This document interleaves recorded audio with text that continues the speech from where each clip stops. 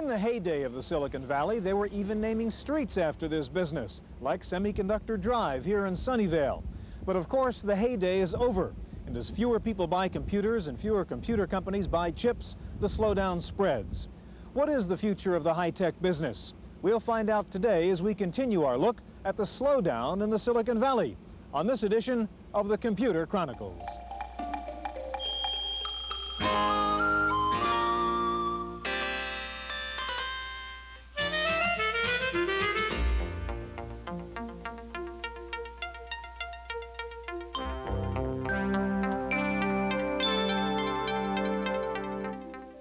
The Computer Chronicles is made possible in part by grants from AFIPS, the American Federation of Information Processing Societies, a nonprofit federation of 11 national societies for computer professionals. AFIPS, Leadership and Service in Computer and Information Technology.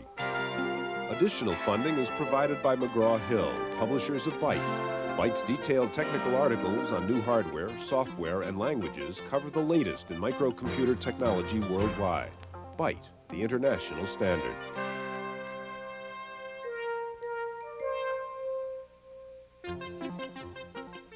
Welcome to the Computer Chronicles. I'm Stuart Chaffee, and this is Gary Kildall. Gary, we have here two new computers, very hot machines, the Atari 520 ST, the Commodore Amiga, machines which everyone is praising for their good technology, their low price, and so on, yet analysts are saying neither of these machines may make it in today's computer marketplace. How bad is it? How difficult is it to bring out a new product now in this environment? Well, I think the key issue is just the one you mentioned, that's price. The Amiga is $1,500, the 520 ST is $800. They both have Motorola 68K processor, a half mega memory, so it's a very capable kind of machine. In fact, it's at least as powerful as the early IBM PC computers that came out. Now, the question is, how can they break into the markets, the commercial market and the home market? The commercial market means word processing software, spreadsheets, graphics, all the things that are going to get them through the IBM stronghold. The home market, that's a more difficult target. They have to come up with software that people really want to use in the home. They've already been past that technology sale a few years back. Now it's make the machine work. But basically, if these two guys can't make it at the prices they're talking about, we might as well hang it up. Really? Well, today we're going to look at part two of our special two-part look at the slowdown in the Silicon Valley, and today we'll focus on particular segments of the industry, looking at the software side, the hardware side, and the semiconductor business. And we'll get going in just a few seconds.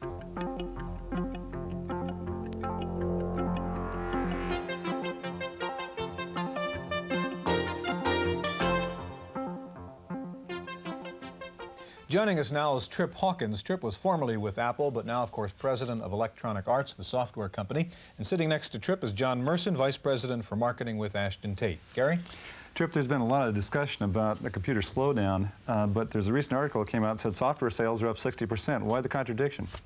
Well, actually, I think the industry has been going through a phase of consolidation, and overall this year has been a slower growth year than what some people expected. I think there are three major reasons for that. I think, number one, that consumers are tremendously confused, and that's largely a function of all the conflicting promises that have been made to them and all of the bad news that they've heard about in the last few years, so that's not surprising. In fact, in 1948, when CBS introduced the LP format for records for the first time, RCA followed out with the 45 to compete with it, and the record industry went into a 4-year slump. And that brings me to the second point. Everybody's sort of waiting to see what the results are going to be at these times, right? Yeah, and the second point I was going to make is that there's been a technology war going on, and every year we get a few new models that are incompatible. And you have to wonder if you would buy a new and improved television set if it didn't allow you to watch any of the current television shows. It creates additional confusion and isn't necessarily in the consumer's interest unless it is a fundamental technological breakthrough. And that analogy basically is between things like the Amiga and the 520 that don't really have software that's compatible with the old home machines. Yes, that's absolutely right. And then finally, there's been real chaos in the channel of distribution for computers and software, and it's been going through a lot of change. John, when Trip mentioned the industry, are we really talking about two different situations? Is the software industry not in the same situation as the hardware industry? I think the software industry faces many of the same factors as the hardware industry. There are too many players trying to bring too much product to market, and the market, both the channels of distribution and the customers, really can't absorb it all. At the same time, people tend to buy software throughout the life of a system that they own. As they become more conversant with it, they tend to want to do more and more with it.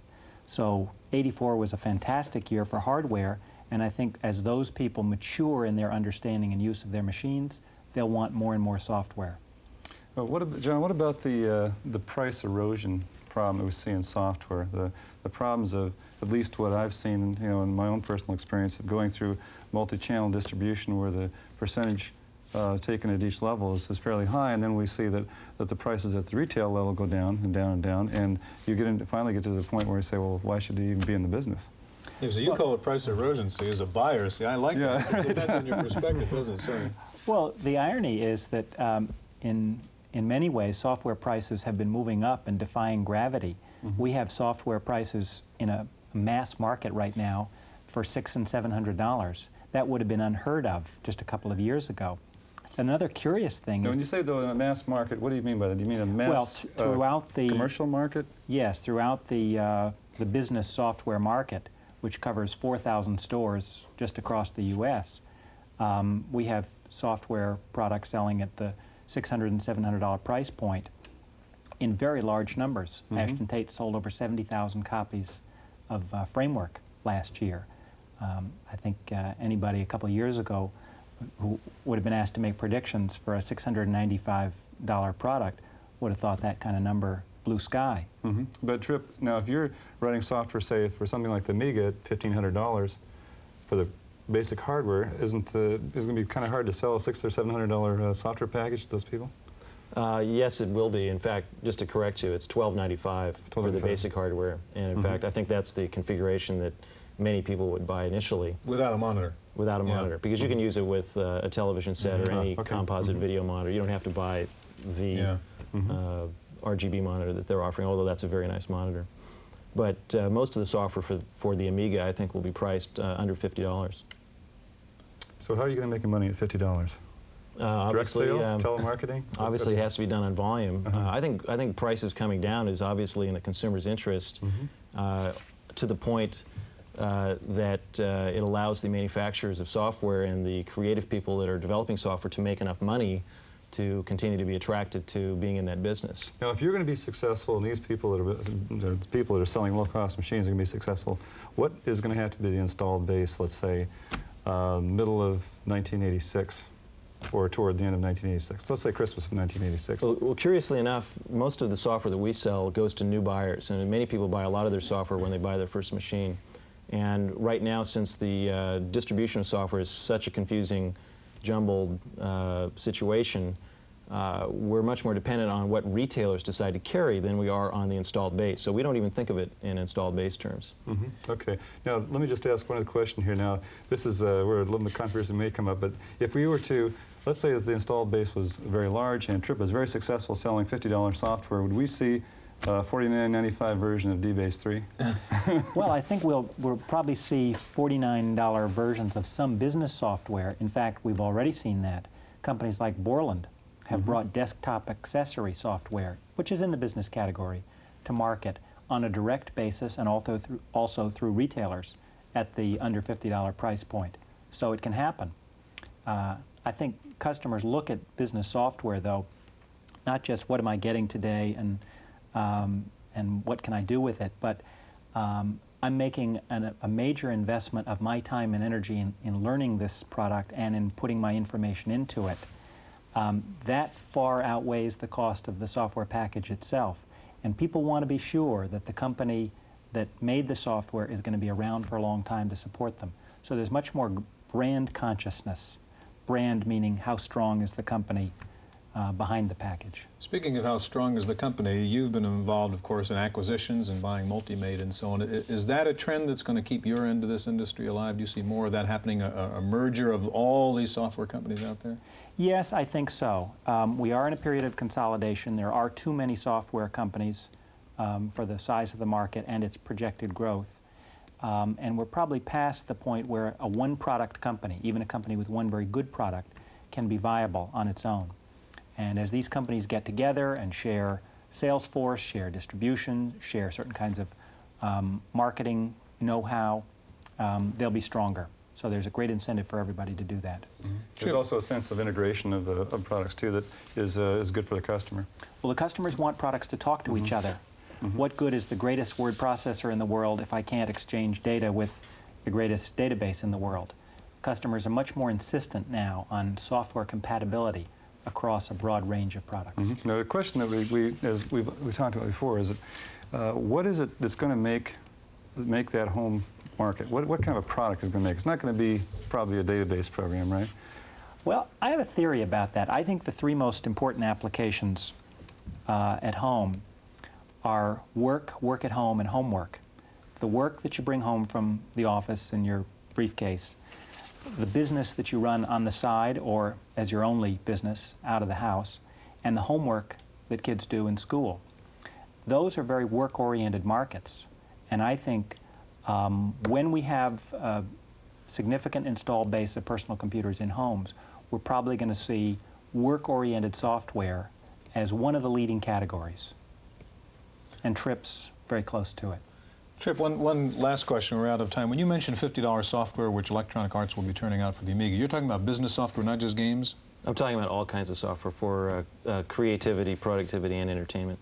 Although I think that the home market is going to be driven, historically, every kind of consumer electronics product that has been purchased by the home has been purchased by men, just as personal computers have been, primarily for entertainment. And it's just a question of value. When they understand that the entertainment experience is dramatically different and profound, and they really want it, then they're going to be willing to spend the money for it. Gentlemen, thank you. We're out of time for this segment of the show. Now, one of the companies you've heard an awful lot about in this slowdown in the Silicon Valley is Apple Computers, with reported layoffs and plant closings, shuffles in the executive suite, and so on. Our reporter Wendy Woods talked to several former Apple employees to see how the slowdown has affected them. Perhaps no other company symbolizes the dream of making it big in computers as Apple does, which is why the world quaked when Apple laid off 20% of its staff last summer. The dream seemed to have died, or at least been curtailed. But the dream didn't die with these ex-Apple managers. Dave Larson and Bill Cleary learned a wealth of lessons from Apple, which they've applied to their new company. Yeah, we're a lot more frugal now than we were. Dave and I remember when we rolled out the Apple IIc, working on that project together, we spent over $2 million in one day. Now we couldn't do that in 10 years now, but we've become a lot more frugal. Bill and Dave's new company, International Solutions, markets unique Apple software and hardware from abroad and ships innovative American products overseas. Their products exploit mouse technology, which enables the Apple II to emulate a Macintosh. Demand for their products has been strong, and they're making good money for a startup without venture capital. These entrepreneurs see problems in the industry as opportunities for them. What I know now is that a lot of my friends who were there and a lot of people I've met throughout time in the industry, there's, I think, a real resurgence of the entrepreneur in the Valley. A lot of people now are out working on various things, and a lot of those are going to bear fruit, and there will be a lot of new products and a lot of new product concepts and businesses which shake out of the Valley in a new generation. So we're real positive, and we tend to be bullish. We wouldn't be in this business working 16 hours a day if we thought the business was over. We think it's just going through its doldrum period, and it's a transition period, and that, you know, the business is very, very viable. For the Computer Chronicles, I'm Wendy Woods.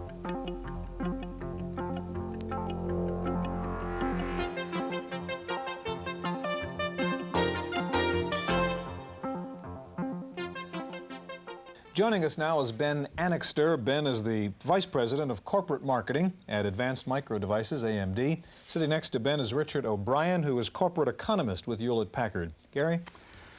Ben, we just heard about the software industry not being in that bad a shape. What about the semiconductor industry? Is there a slump going on there? Well, there's been a severe slump in the semiconductor industry. Starting about last September, there was a very rapid slowdown in orders and shipments, which I think has about stabilized at this point, but we're down about 25 to 30% compared to this time last year. Now, is it the Japanese influence that's caused that? Well, that's one of the common concerns, but it's not the only one. There's been a tremendous inventory accumulation which has had to be worked off. Plus, there was a lot of over-optimistic forecasting, which resulted in a lot of companies buying stuff that they didn't need. Especially in the PC industry, but in lots of other industries too. Richard, at HP, we've been talking earlier in this show and in the show we did last week about the home market, the business market, and HP is involved in lots of science and technical market and so on, and yet lots of problems at HP with people taking forced days off and those kinds of cutbacks. How did this all affect Hewlett Packard, this slowdown? Well, I think the slowdown has probably been in effect about 9 months now. I think that one of the things that you have to take a look at is that 1984 was a phenomenal year. And if you take a look at where we are today compared to 1983, the growth over that 2-year period has been fairly good. You have a case where people's anticipations for 1985 was more of a continuation of 1984. I think really 84 was more the anomaly than where we are today. Now in your business, you cover scientific and, like as Stuart was saying, commercial and personal computers and so forth. Where do you see the major decline? Well, we break it out into about 4 areas. You've got the instrument sector, the computer sector, communications, and the semiconductor area. The weakest area by far is the semiconductor area. The computer area, that area is probably around flat. Both the instrument and the communication sector are continuing to show reasonable growth. Well, how are you going to pick up the computer part of it? I think that the industry, if you take a look at it right now, is following along a slowdown that is true of all capital goods industries. Our industry in the past has followed the capital goods industry. We are following more or less a slump in the capital goods industry. When those customers start to be a little bit healthier, you'll see a recovery in the computer portion of the market. Ben, you're with AMD, and one of the stories that we've read about in the papers and so on is about some of the excesses in this high-flying computer industry and the $100,000 Christmas parties and all the elaborate things that used to go on in this business. Did people overdo it and really get too aggressive and too fanciful in this industry? No, I don't think so. I think the $100,000 Christmas parties, it was actually a lot more than that, but I think that's part of sharing the wealth, and we feel that we have a very loyal employee base, and we want to reward them when times were good, and they stand behind us when times are bad. As you probably know, we have a no layoff policy at AMD, and that's going to be very important for the upturn, because then you don't have to train new people. You have people who understand their jobs and can pull us out of this upturn. Well, to be clear, no layoff, but I mean, you do furlough people when business is down. I mean, they don't work for a while and don't get paid. Yes, we have had short work weeks, but that's the way that we all share in the bad times as well as the good. Now, one of the things that happens from an outsider looking at the chip industry, that once a particular part, let's say a memory chip, turns out to be something anyone can build, then it goes over across the ocean and it's built over in Japan, for example, at a very low cost. And so one way we get, I guess, of our advantage is we innovate and we come up with new ideas and so forth for new chips, new processors, things of that sort. What is AMD looking for in terms of innovation? What kind of areas are you getting into? Well, I think, Gary, that the whole part of the product line is important. You can't build a computer with just memory chips. You have to have innovative other products that make the memories work. And actually, the memory business is only about 20% of the total semiconductor business. And the thing that separates the companies that customers want to deal with are the ones who can make the innovative products. And so those are networking chips, graphics display chips, microprocessors, peripheral chips that really make the memory parts sing. Okay, now we hear in the industry a lot about local area networks becoming very, very important and graphics being an important part of computer systems. Now, from a chip standpoint, you probably see that demand. Do you see the demand growing very rapidly, or is this more speculation that graphics and networking is going to be important? No, it's not speculation. It turns out that in revolutions or evolutions as large as this thing, it takes a long time to get this thing going. And we talk to the customers who are designing these things now, which are going to be production realities a year down the road, sometimes 6 months down the road, sometimes 2 or 3 years down the road. Will this be the sort of thing, like let's say local area networks, for example, where we're going to see some of the things that will offset this decline right now? Well, there's 2 things about the decline. First of all, nobody likes lower levels of business. But in this particular decline, and in many declines, prices go down very rapidly. And in our business, we have a business where these lower prices stimulate the demand for new applications for these products, and that's what you're going to see the next time around. Okay. And the innovative products, such as the things that are being made at AMD, we have a very strong push on innovative products. That's the thing that creates the new applications. Richard, do you see any permanent changes taking place in the computer industry because of the slowdown that everybody's going through now? I mean, the way companies are run, will people be more conservative, less willing to take risks and so on? I don't think that's going to happen as far as people becoming less conservative in the long run. People's planning horizon, certainly for this next year, may be a little bit more conservative because we're sort of what we'd say walking along the bottom. Things aren't deteriorating, but things haven't started to turn around yet. Indications are, as far as our leading indicators go, think that things will, but I think people are going to be fairly conservative, say, for this next year. They're going to really want to see some proof that things have turned around, but I don't think it means for a long-term permanent shift. We have just about a minute left. Ben, Gary, I think, mentioned briefly the Japanese situation, and a lot of times in the press the comparisons have been made and the other industries which have moved offshore, moved to Japan, moved to Asia, and so on. Is there a long-term serious problem here in this business in terms of our losing control of this industry? Well, I think that when you realize that innovation is the thing that drives this industry, you can compete if you can integrate, if you can innovate. Manufacturing or assembling offshore is simply a way to maintain your competitiveness in the international marketplaces. The innovation and the brain power that makes these new chips is the things that's going to keep America and our side in good shape. Okay, gentlemen, we're out of time. Thank you very much. Now, what will happen in the future and what lessons have we learned from the past? We have some thoughts from our commentator, Paul Schindler. Thank you, sir. Want a pencil? Listen, now things haven't really gotten this bad in Silicon Valley, at least not for me personally, at least not yet.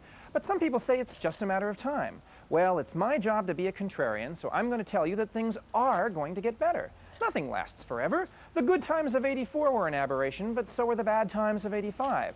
The real long-term growth potential of the computer and electronics businesses lies somewhere in between these extremes. A lot of people, led, I'm sorry to say, by some of my colleagues in the media, want you to think there's something fundamentally different about this recession, that it marks a complete restructuring of the computer and electronics business. Well, I'm sorry, I don't think so. In fact, I think nothing could be farther from the truth. Everyone's favorite analogy is the auto industry. You know, there were once 50 U.S. car companies. Now there's just 4. And they say the same thing's going to happen in computers? I don't believe it. Cars are not computers, and vice versa. A car just helps you get around. A computer thinks. Getting around is common. Thinking is unique. Until we are all thinking the same, we're going to have a multi-vendor computer industry. That's my opinion. I'm Paul Schindler.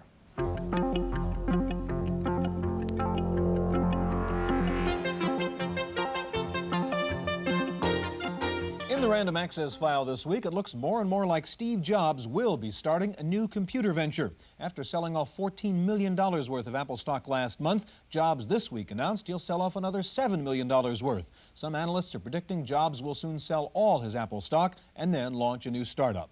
There was bad news for Apple this week in a market study done by a Connecticut research firm. Here are the figures. They show a dramatic drop in business plans to buy Apple computers, including the Macintosh, and a big jump in plans to buy IBM. The other big losers appear to be Radio Shack, Commodore, and Hewlett Packard. IBM kept up the pressure this week, announcing an 11% price cut on the floppy version of the XT. A one-drive floppy XT will now sell for under $2,000. The recent IBM-Microsoft deal to further develop systems software based on the PC-DOS standard appears to be a major blow to Unix and AT&T. One Infocorp analyst says the IBM-Microsoft deal puts another nail in the coffin of Unix in the single-user desktop world. Meanwhile, there were signs that even AT&T might be abandoning Unix. A company called Alloy Computer Products of Massachusetts announced that AT&T is buying its new card that allows the Unix PC to run PC-DOS software. AT&T reportedly will put the card in the Unix PC to make it a hybrid in an effort to boost sales.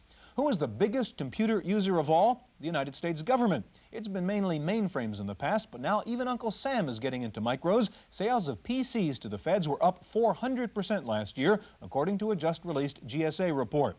The U.S. government bought nearly 38,000 PCs, the most successful PC vendor to the government, IBM. Paul Schindler back now with this week's software review. Like me, you may have thought that this was the ultimate in trivia.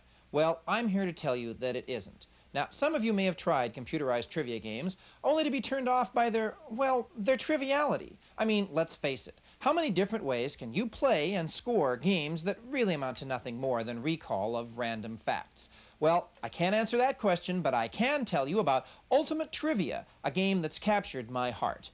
I play it for 15 or 20 minutes every day, and as they say, it's trivia that pursues you. You can't get away from the color graphics in this game, some of which are really rather cute. It begins, innocently enough, with the info grid. As you answer questions, you reveal the ultimate graphic. You get 4 choices, but just 3 chances in each category, so sometimes you don't get to see the whole graphic. Then there's another round. Which of these 4 things go together? And another graphic.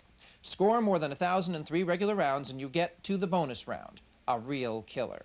Now, let's just say that I get to the start of the bonus round every day, but never much further. And as if Ultimate Trivia was not enough, there's now an Ultimate Trivia version 2. Both are just $50 from Mentor Learning Systems in Santa Clara, California. Both could drive you crazy. For the Computer Chronicles, I'm Paul Schindler. The University of Illinois at Urbana will be conducting an experiment in the use of computers on campus. In a special deal with IBM, the university will install 125 IBM PCs in one of its dorms. That will be 1 computer, monitor, and printer in every room, about $700,000 worth in all. The university will then study the students to see how computers change their academic and their personal lives. UC Berkeley has just completed a study of how grade school students feel about computers, and the results were a bit surprising. 61% of the students said they did not like computers. Most said that kids who did like computers were, quote, unpopular. The study concluded that the stereotype of the computer nerd is alive and well in America's grade schools. Finally, if you had any doubt about the importance of the spectacular sound and graphics capabilities of the new Commodore Amiga and the Atari ST, listen to this. The new technology has enabled new versions of some classic games to come out. In the new deluxe pinball construction set, you can hear the sound of the ball ricocheting off the computer-generated bumpers in stereo, and in the new one-on-one, not only do Dr. J and Larry Bird move more smoothly than before, but when Julius makes a quick move on the bird, you can hear his sneakers squeal on the gymnasium floor. Now, folks, that's high-tech. And that's it for this week's edition of the Computer Chronicles. We'll see you next time. The Computer Chronicles is made possible in part by grants from AFIPS, the American Federation of Information Processing Societies, a nonprofit federation of 11 national societies for computer professionals. AFIPS, Leadership and Service in Computer and Information Technology. Additional funding is provided by McGraw-Hill, publishers of Byte. Byte's detailed technical articles on new hardware, software, and languages cover the latest in microcomputer technology worldwide. Byte, the international standard.